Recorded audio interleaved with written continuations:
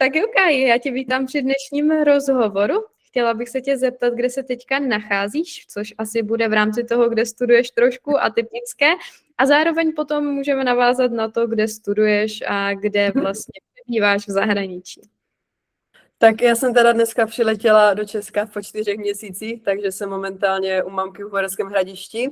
Ale co se studia týče, tak už rok a půl studuju na Maltě, University of Malta. A zatím jsi spokojená? Je tam všechno v pohodě? Všechno je úplně úžasné, jak i počasí, co se týče, tak i přístupu těch učitelů na té škole.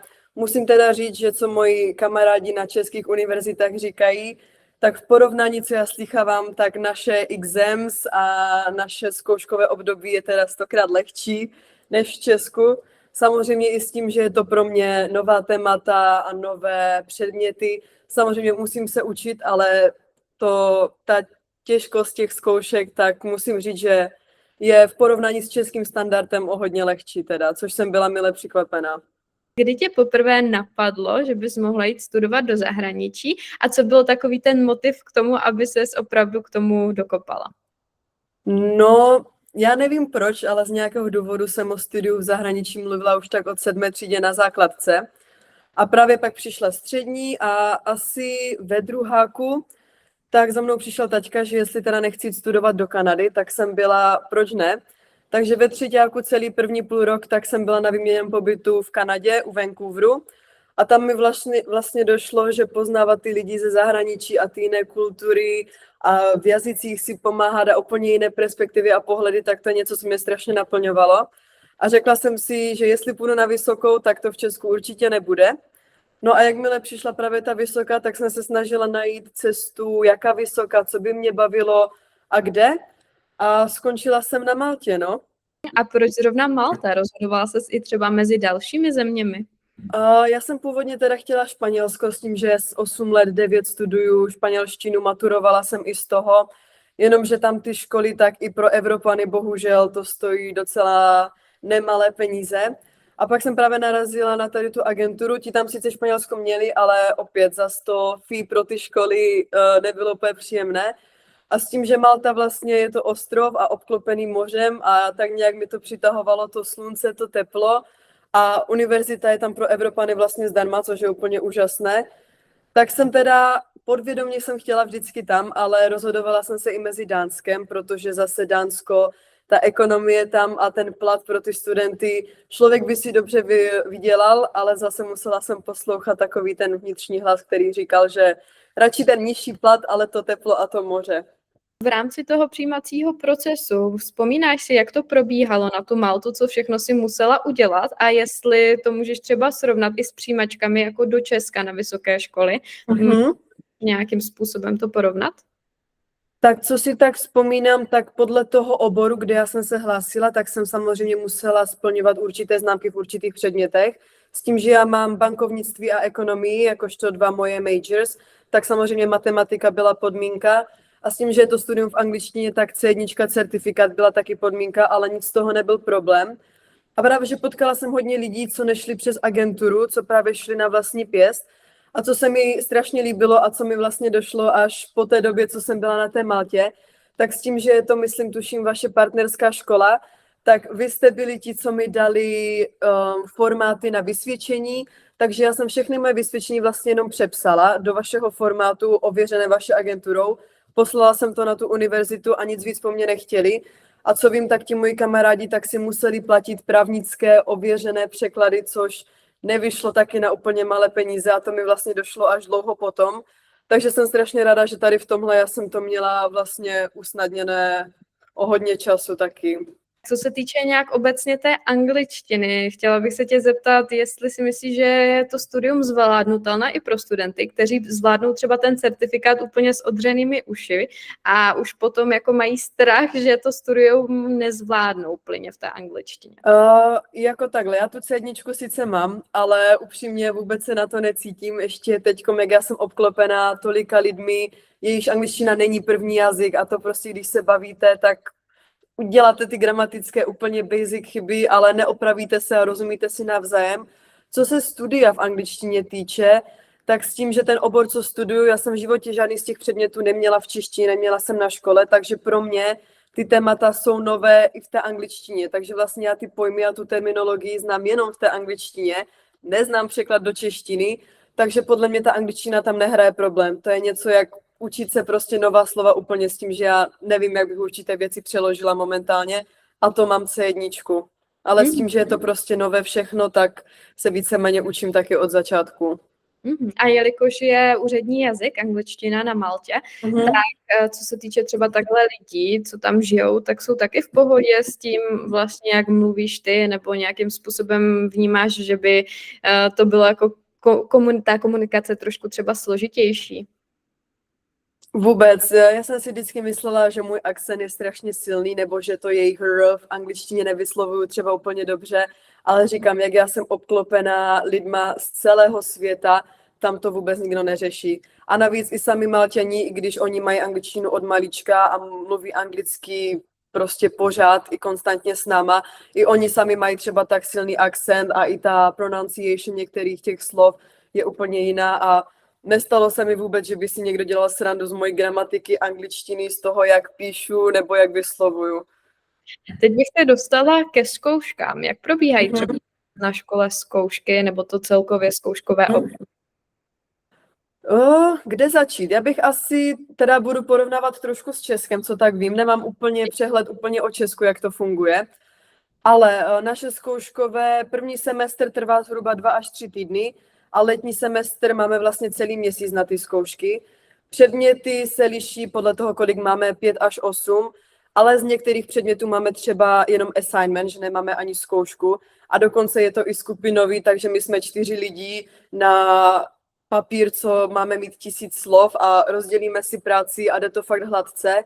Některé zkoušky jsou rozdělené, že 20% assignment, 80% zkouška. Co teda je hodně velký rozdíl, že my nemáme nic jako zápočty. My prostě jedeme celý semestr, teda máme hodiny, kde probíráme ty témata, máme teda tutoriály, kde vlastně procvičujeme třeba tu matiku a potom před začátkem první zkoušky máme vlastně týden pauzu, kde nemáme žádné hodiny. Takže se vlastně učíme a pak dojdeme na tu zkoušku, která většinou trvá 2 hodiny. Je to většinou pen and paper, a nebo, co mě hodně překvapilo, že na univerzitním levelu máme zkoušky na počítači multiple choices question. Vím, že jsem měla předmět třeba banking, který byl docela primitivní, ale bylo to fakt hodně textu, takže jsem přemýšlela, že tolik témat se naučit a psat na to eseje a pak já si čtu ten rozpis zkoušek a je to multiple choices na počítači. Já tam přijdu, přihlásím se, zaklikám ABCD na 80 otázkách za 40 minut, jsem pryč a je to úplně fakt v klidu. A další rozdíl je, co i vím, takže my si nemůžeme dávat termín zkoušek, že ty zkoušky podle těch předmětů jsou fakt přidělené nám všem a všichni dohromady píšeme tu zkoušku. A to jsou asi takové největší rozdíly, co tak pociťuju. A myslíš si, že tady to zkouškové období je více náročné nebo méně náročné v srovnání třeba s těmi českými univerzitami? Tak co já vím, že i na českých univerzitách někteří mi spolužáci mají třeba ústní, to u nás nehrozí vůbec, pokud my sami si nevybereme nějakou elective study units dobrovolně, která má v popisku napsané, že finální zkouška bude ústní. Jinak podle mě je to jednodušší, co se principu týče. Nemusíme mít 3 pokusy na to, nemusíme dělat zápočty, prostě máme na to semestr se naučit, pak tam přijdeme, dáme ty naše vědomosti na ten papír a čekáme na výsledky. A kolikrát tak do týdne tu školu máš? Momentálně mám školu 4krát do týdně, s tím, že ty úterky mám teda volné, středu mám tak nějak celý den, ale mám tam pár hodin volno během přednášek a vlastně pondělky a pátky mám jenom ráno a v 10 končím a mám vlastně odpoledne volno, takže opět jdu zase do práce. A práci máš pouze v rámci nějaké té stáže, anebo máš i brigádu? Ne, mám i teda druhou, kterou jsem začala asi tak 3 týdny potom, co jsem se přestěhovala na Maltu, tak vlastně dělám v jedné z nejvíce známých kaváren tam na Maltě, co je docela vyhlášené, že jsem vlastně vzala jeden den, šla jsem roznášet životopisy a čekala jsem, než se někdo neozve. Takže si vlastně brigádu sehnala docela rychle. Ano. A myslíš, že s tím může být někdy problém, nebo co bys doporučila studentům, kteří vyloženě jako si chcou najít tu brigádu co nejrychleji? Tak nejrychleji určitě neposílat maily, protože já jsem těch mailů před Maltou i během Malty poslala tolik, nikdo se mi nikdy neozval zpátky. Co je fakt nejlepší, vžít si životopisy, otevřít si na Google mapách, kde jsou jaké kavárny a dát si třeba jeden velký okruh kolem toho, kde ten člověk bydlí a čekat, no. A nebo třeba pokud má i dobré autobusové konexe do hlavního města, tam ten market, co se toho těch prací týče, tak jde fakt rychle a furt se někdo něco hledá, co já vím, takže podle mě by to neměl být zas takový problém. S tím, že jsme Evropaní a máme povolení pracovat a nepotřebujeme žádný dlouhý proces, což vlastně bývá většinou problém z těch zemí třetího světa. Takže bohužel nás budou preferovat ti employers vždycky před těmi ostatními, takže by to neměl být takový problém. Mm-hmm. No a na těch brigádách dá se takto vydělat na celkový ten život v té dané zemi, nebo myslíš, že je potřeba ještě nějaká finanční podpora navíc? Takhle, já dostávám finanční podporu úplně minimální, a což si většinou stejně nechávám na mém šetřícím účtu, kdyby náhodou někdy něco. A co se týče bydlení, kampus bych nedoporučovala pro studenty, je zbytečně drahý na to, že je to studentské ubytování. Radši bych se připojila do nějakých facebookových skupin, napsala inzerát na sebe nebo hledala skupiny erasmácké na WhatsAppu, jestli někdo nehledá bydlení spolubydlícího a jít bydlet soukromně. Ceny se pohybují mezi 12-15 tisíc během měsíčně, což je docela hodně na studenta, nebudu lhát, ale zase porovnávám to třeba s Prahou, že kdybych se rozhodla jít studovat do Prahy, opět bydlet sama, ty ceny nebudou moc odlišné, ale takhle jsem vlastně v zahraničí a ta experience toho je 100krát víc. Práci, tak já teda pracuju 6krát do týdně, takže je to hodně a vydělám si mezi 20-25 tisíc, což pokryje mi to ty výdaje, ušetřím si trošku něco, ale ono to jde, když se fakt chce. Jakože je to hodně, ale nemůžu si stěžovat, že bych se musela nějak omezovat. Dobře si vařím, mám kvalitní bydlení blízko školy, zvládám i cestovat. Zrovna jenom tenhle rok tak jsem byla ve Španělsku, v Itálii, poletím znova do Španělska. Platím si fitko, taky chodím do fitka, takže nemůžu si stěžovat. Chodím na drinky s kamarády, takže všechno jde, když se chce, a ta finanční podpora není úplně potřeba. Jenom ten student fakt musí chtít, musí mít tam tu vůli, no, se tím prokopat. Bydlení si hledala přes nějaké ty facebookové skupiny. Jaké třeba jako doporučuješ typy tady těchto facebookových skupin? Popřípadě, jak ty postupovala a kdy jsi začala tady to bydlení hledat? Tak já jsem začala bydlení hledat už tak nějak v červnu, ale já jsem ještě neměla úplně 100% potvrzené od univerzity, že jsem přijata. Mi podmínečné přijetí došlo v březnu, ale úplně to oficiální tak mi došlo až v půlce srpna, takže tam byly trošku stresy. No, ale já vím, že ona existovala jedna stránka, která se jmenovala flatmates.com, jenomže oni ji zrušili, což jsem se naposledy dívala. A tam vlastně člověk mohl dát inzerát jak bytu, anebo inzerát sebe, kdo jsem, co hledám, jaké lokality. Ale vím, že těch stránek existuje teda hodně, když se najde bydlení na Maltě nebo něco takového. A facebookové skupiny to samé. Já jsem zadala Living in Malta or Shared Rooms, Shared Apartments in Malta. A prostě jsem si projela všechny a snažila jsem se najít něco reliable. Ale co je potom i dost, tak jsou ty erasmácké skupiny, tam momentálně je tam kolem asi 900 lidí. A když tam člověk napíše nějakou krátkou zprávu, kdo je, co hledá, v jaké lokalitě, za kolik, jaký má budget, kolikrát se jim ozvou i třeba studenti, co třeba pracují pro Remax, realitky. Sice tam jsou potom poplatky teda trošku za ty realitky, ale aspoň ti studenti ví, že to je fakt 100% a že to není podvod, protože právě přes ty stránky nebo facebookové můžou vám říct, tady mám bankovní účet v Bruselu, pošlete mi zálohu 500 a může to být fake. Já jsem teda takhle málem byla okradnuta o peníze 2krát, ale právě, že jsem na ně apelovala, pojďme si zavolat, pojďte mi ten byt ukázat osobně, videočet, já vás chci vidět, okamžitě přestali odepisovat. Takže podle mě asi takové 2 typy, pokud se to hledá přes ty stránky nebo přes ty facebookové skupiny, vždycky se jich zeptejte na videočet a ať se vidíte navzájem, ať vám ukážou ten byt, než pošlete jakoukoliv zálohu. A i třeba na té záloze, pokud vám řeknou, nájem je 500, takže vlastně chceme 1 měsíční zálohu, řekněte jim, pošlu 300, protože prostě mám strach a zbytek vám třeba dám v keši nebo dopošlu, až se potkáme in person, až mě pustíte do bytu. Mhm. Dobře. No a potom, když jsi došla do té dané země, tak jak začínal vlastně ten přesun na to bydlení a všechno a celková ta adaptace v tom novém městě?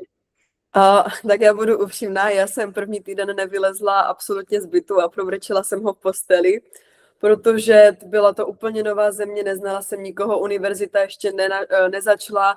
Měla jsem trošku strach z té finanční stránky taky, protože měla jsem našetřené peníze, ale přece jenom nemůžu žít z těch mých savings. Ale potom jsem nějak došla, že takhle to dál nejde a začala jsem chodit ven, začala jsem se procházet po okolí, začala jsem zkoumat, jak vlastně autobusy fungují. A pak začala škola a slyšela jsem podobný jazyk, takže jsme se začali vlastně bavit a momentálně v mém kurzu studuje asi tak 5 dalších Slováků, takže teď vlastně tvoříme takovou tu skupinku. A postupem času, když už jsou nějaké ty skupinové assignmenty, tak jsem se začala bavit s více a více lidma a tak to nějak šlo postupně. Ale asi mi nejvíc pomohlo ta práce si najít, že jsem vlastně tam přišla a zaučili mě a momentálně se to oni jsou vlastně jak moje rodina teďkom a chodíme spolu do zahraničí na výlety a na drinky a do fitka a i když jsou to jenom kolegové, tak prostě si mě tak adoptovali, že já teďko nevím, co bych tam bez nich dělala upřímně. Ještě by mě zajímalo nějaké jako nějaké volnočasové aktivity, co tak ráda provozuješ mimo školu a práci, co se dá dělat na Maltě. Je tam teplíčko, sluníčko, takže mě napadá nějaké výlety k moři a podobně. Ano, zrovna teďkom já jsem se tenhle rok, na tenhle první semestr v roce 2025, tak jsem se stěhovala s mojí kamarádkou, takže bydlíme teďkom spolu a bydlíme v lokalitě, kde máme 10 minut od baráku takovou kamenitou pláž. A 10 minut od baráku máme různé bary, hlavně lokální, kde se fakt vždycky sejde celý ten náš distrikt tam, takže tam potkáme lidi. Máme hned pod barákem jednu hospodu, kde je kulečník, ale co se týče, tak příroda je tam strašně nádherná a když už začíná být hezky, tak vždycky to vezmu úplně na opačný konec Malty. I když tím autobusem je to někdy drbačka a ty zácpy tam tak jsou docela problém, ale když vím, že mám celý den volná, že si potřebuji odpočinout, tak i v tom buse si sednu s těmi sluchátky, užívám si, že nemusím na chvilku mluvit s lidmi a pak si dám nějaký hike, nějakou procházku s výhledem na moře, s výhledem na ty pole tam, co tam mají a je to strašně hezký kontrast. A nebo fitko potom taky ráda chodím. A nebo vždycky, když je čas, tak do nějaké kavárničky s kamoškou pokecat. Když jsi zmínila ještě ty autobusy, tak co se týče hromadné dopravy, jak to tam funguje, jak je to spoplatněné, nebo je to vlastně vůbec spoplatněné? Vlastně jediné, co my platíme, tak je poplatek, když si vyřizujeme tu kartičku, což je zhruba 30 euro, takže 750 korun, myslím, že pro studenty je to i míň. A ta kartička nám platí do té doby, dokud ji nestratíme. Takže i kdybych za 10 let se vrátila na Maltu, měla pořád tu kartičku jakožto student, tak mi pořád bude fungovat. A nejlepší na tom je, že ono je to zdarma. Fakt tam je jenom ten jeden poplatek za to, aby mi to poslali, aby se to vytisklo a to je všechno. Teď bych se posunula možná k nějakým plánům do budoucna. Už víš třeba, co bys chtěla do budoucna dělat? Ještě jestli bys chtěla například pokračovat na magistra v rámci Malty nebo se podívat někam jinam? No, momentálně já jsem vlastně minulý rok, po tom, co mi skončil ten první rok na Maltě, tak jsem odjela na 3 měsíce do Norska, protože jsem si tam sama našla práci, což je teda asi něco, co taky musím jedině doporučit, protože ty peníze, co se tam viděla, tak se na tu Maltu strašně hodí i jakožto student, co se živí všechno sám, tak jsem si vydělala dobře a teď jsem vlastně mnohem více komfortní, co se mých financí týče. Tohle léto mám v plánu to samé, na 1,5 měsíce opět na to samé místo do Norska se vrátit, trošku si přivydělat. No, ale master jsem teda přemýšlela, že bych pokračovala v ekonomii opět na Maltě, jenomže to studium a ta práce zároveň a ta stáž tak je hodně vyčerpávající a podle mě asi potřebuju pauzu po tom bakaláři, protože po maturitě mi přišlo, že já jsem si neoddychla vůbec od toho plánování, od toho stresování, školy, zkoušky. Takže plánuju, pokud všechno vyjde, Nový Zéland nebo Austrálii, si tam najít práci a třeba na půl roku, na rok, na chvilku úplně pryč vydělat si a potom vlastně se vrátit na Maltu, udělat si ten masters, ale potom asi cestovat trošku a sezónní práce po celém světě, dokud se rozhodnu se asi neusadit v nějaké bance, no. A kdybys mohla tohle rozhodnutí udělat znovu, že bys prostě se vrátila tady o nějakou dobu zpět a přemýšlela si nad tím, jestli do toho zahraničí půjdeš. Udělala by si to znovu? Šla bys? Udělala bych to znova a znova a znova.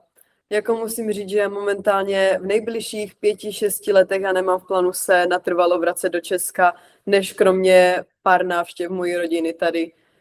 Nevím, přijde mi, že tam venku je toho tolik, co ještě můžu zažít a vidět a kolik lidí ještě můžu poznat a strašně mě to naplňuje, protože třeba v té mojí práci máme docela mezi sebou věkové rozdíly, ale já si s něma tak rozumím a když oni mi říkají ty jejich stories, proč jsou tady a čím si prošli a že vlastně jim je 30, ale začali žít až ve 27, protože se tam přestěhovali až ve 27 na Maltu, mě to tak uklidňuje a naplňuje, že si vlastně říkám, že na všechno mám čas a nikam není spěchat a vždycky se můžu rozhodnout začít znova někde jinde. A mám to tak v plánu dělat i do budoucna, no. Zmiňuješ to vracení k té rodině, protože se mi i líbí, že vlastně teďka seš v Česku a že tím i dokazuješ to, že se v rámci toho studia dá kdykoliv vrátit a že člověk není odříznutý úplně od toho okolního světa, od toho domova. Mohla bys nějak popsat, jak to vracení probíhá, jak třeba létáš domů nebo jaké dopravní používáš, po případě jak často je takto možné jezdit? Takhle, já mám třeba kamarády, kterých financuje úplně všechno rodina, takže oni třeba 2krát do měsíce na víkendy na otočku vždycky letí domů, ale s tím, že já tam vlastně mám tu práci, mám určité povinné hodiny a vlastně i ti kolegové se tak nějak tam stali moje rodina, tak lítám třeba tak 2krát, 3krát do roka.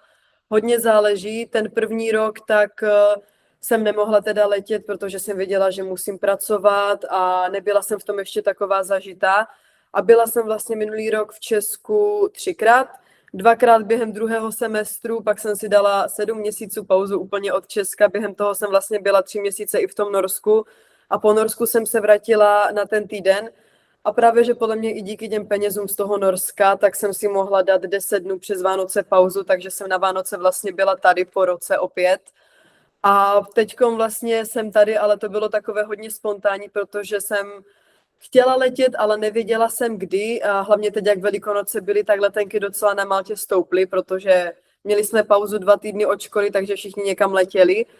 Ale já musím říct, že když se to vychytá a hlavně před sezónou turistickou, než v tom květnu, červnu začne, tak já jsem doletěla do Vídně za 15 €, což je asi 400 korun a vracím se z Katovic za 24, takže jsem udělala takovou otočku a fakt se to dá. Hlavně potom v září oni ty letenky začnou klesat a nejenom do Česka, do Španělska, do Itálie, úplně všude. Já jsem tenhle rok procestovala s kamoškama, protože jsme vždycky našli levné letenky, tak jsme si řekli, že letíme, no. Takže když už někam letím, ne vždycky je to Česko, ale může to být i 4 dny ve Španělsku s kamoškama, abychom si trošku odpočinuli od té Malty. A na závěr bych se ještě chtěla zeptat, když bys mohla dát nějaké slova útěchy anebo podpory studentům, kteří se teďka rozhodují a jsou v tom procesu, popřípadě jaké tipy, jakožto studentky, která si to přednedávnem prošla. Máš něco takového, co bys mohla zmínit? A asi řeknu, že ten první měsíc bude těžký a bude to bolet a bude vám chybět ta rodina a budete přemýšlet, jaké by to bylo, kdybyste vlastně zůstali doma v Česku, ale potom, jak se do toho zažijete a poznáte ty lidi, tak vlastně najednou se kolem vás objeví úplně nová rodina a otevřou se vám tolik možností a vlastně podle mě to byla asi nejlepší věc, co jsem kdy udělala. To, že jsem zodpovědná sama za sebe, bydlím sama a cestuju si a zvládám tolik věcí a já jsem na sebe tak pyšná to, jak jsem porostla a jaký ze mě člověk se stal, který podle mě by se nemohl ze mě stát, kdybych vlastně zůstala tady pořád pod rukou těch rodičů a kontrolovaná a neměla bych tu zodpovědnost platit i ten nájem, jít na ten nákup, dělat nádoby a práci, oblečení. Ono se to zdá jako jednoduché task, ale potom, jak se vám to nakupí, je to fakt o tom time managementu a naučí vás to fakt té dospělosti a je to něco, co asi je nejlepší udělat, když jste mladí. Prostě vrhnout se do toho, ponořit se do toho a probojovat se tím, protože vaše budoucí asi za to poděkuje. Super, tak jo, děkuji za takovou příjemnou část na závěr a za to, že jsi celkově s námi sdílela svoje studium na Maltě. A ode mě to takto všechno. Ještě máš něco, co bys chtěla dodat? Já jsem asi řekla všechno, co jsem tak měla na srdci a co by tak mohlo pomoct ostatním. Tak doufám, že si z toho něco vezmou a třeba na někoho narazím dříve nebo později na univerzitě.